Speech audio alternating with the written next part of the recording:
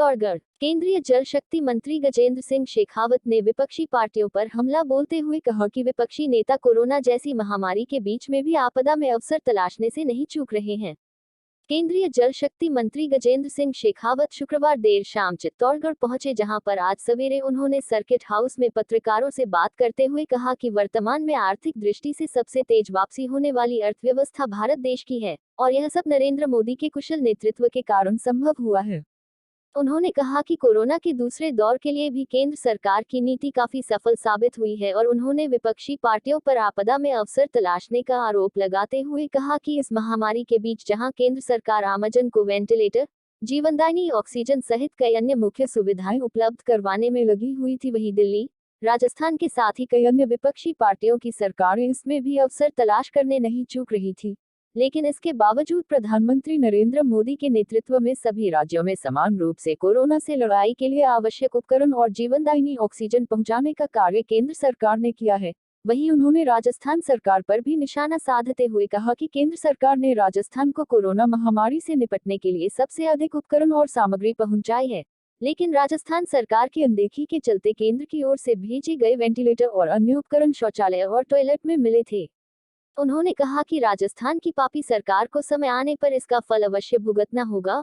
उन्होंने विपक्ष पर निशाना साधते हुए कहा कि देश में निर्मित वैक्सीन पर लगभग सभी विपक्षी पार्टियों ने उसकी गुणवत्ता पर सवाल खड़े किए थे, लेकिन यशस्वी प्रधानमंत्री नरेंद्र मोदी की दूरगामी सोच के चलते उनके मंसूबे कामयाब नहीं हुए और आज भारत के साथ ही विश्व के अनेकों देशों में भारत में निर्मित वैक्सीन करोड़ों लोगों को लगाई जा रही है। साथ ही उन्होंने कहा कि इस वर्ष नवंबर तक भारत में वैक्सीन के निर्माण में तेजी आएगी और देश के अधिकांश लोगों को केंद्र सरकार वैक्सीन लगाने में सफल होगी।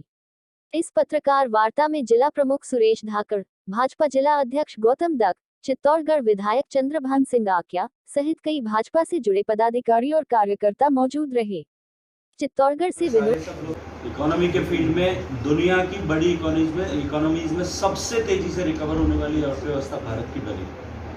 दूसरे दौर के लिए भारत को जिस तरह से तैयार किया, कुछ राजनीतिक विपक्षियों ने, मित्रों ने जिस तरह से इस आपदा को एक तरफ माननीय मोदी जी के नेतृत्व में भारतीय जनता पार्टी और भारतीय जनता पार्टी नीति सरकारें देश को आगे बढ़ाने के लिए आपदा को अवसर में देखती थी, कुछ राजनीतिक मित्रों ने इस आपदा को मोदी जी को बदनाम करने के अवसर में रूप में देखने का पक्ष अलग अलग हो सकता है। हम देश को आगे बढ़ाने की दृष्टि से देखते थे, देश को आत्मनिर्भर बनाने की दृष्टि से देखते थे, और हमारे विपक्षी मित्र जो है वो इसमें मोदी जी को किस तरह से डिफाई कर सकते हैं, और उसके लिए उन्होंने राष्ट्रीय सामर्थ्य का जो विषय था जिसपे देश को गर्व होना चाहिए था, उन सारे विषयों पर भी राजनीति करनी है। सरकारों को जिम्मेदारी के साथ में व्यवहार करना चाहिए।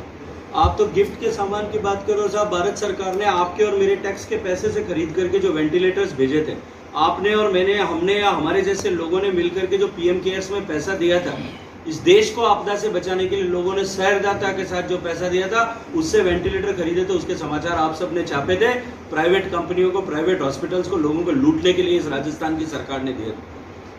जो वेंटिलेटर्स इस लोगों की जिंदगी बचाने के लिए भारत सरकार ने दिए थे, उस 1900 वेंटिलेटर्स में से ये झूठ बोला गया कि हमने 1847 वेंटिलेटर्स जो है वो इंस्टॉल कर दिए, जबकि आप ही लोगों ने समाचार छापे कि वो बाथरूम में और स्टोर्स में कबाड़ के रूप में पड़े थे। ये पापी सरकार है।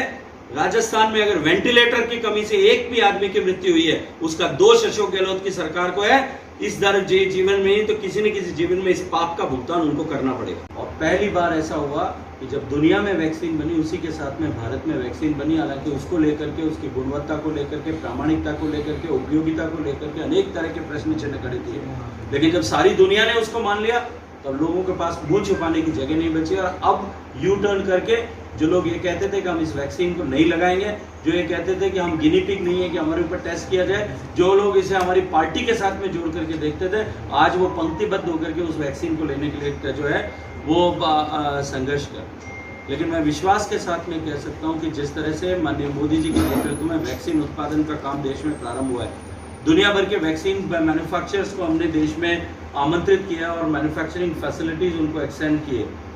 मैं विश्वास के साथ में कह सकता हूं कि नवंबर तक पूरे देश को वैक्सीन लग सके, इतनी वैक्सीन देश में उपलब्ध होगी। मैंने अभी कुछ नामों का उल्लेख किया। देवेंद्र फडणवीस देश की सरकार में मुख्यमंत्री नहीं थे, मंत्री नहीं थे। तीरथ सिंह रावत, त्रिवेंद्र सिंह रावत देश की सरकार में कभी मंत्री नहीं रहे। देश के जो है योगी आदित्यनाथ में मंत्री नहीं रहे। राजस्थान की परंपरा में अगर कोई संयोग से ऐसी परंपरा या स्थिति रही होगी तो मुझे लगता है कि ये परंपराएं चलती रहेगी। इसमें भी मुझे तो कोई आपत्ति नहीं। पार्टी का ये नया युग है तो नया मैंने कहा कि देखिए ये राजनीति निरंतरता का है, प्रवाहमान गतिमान विषय है। समाज में नए लोग आते हैं, नए लोग जाते हैं, समाज बदलता रहता है। पार्लियामेंट्री बोर्ड अगर तय करेगा कि पार्टी में नए इन्फ्यूजन होना चाहिए वो करेगा। ये विशेषाधिकार केवल और केवल पार्लियामेंट्री बोर्ड का है। Let them decide. उनके अधिकार का हनन करने का प्रयास हम सब मिलकर के क्यों कर रहे हैं? सर एक क्वेश्चन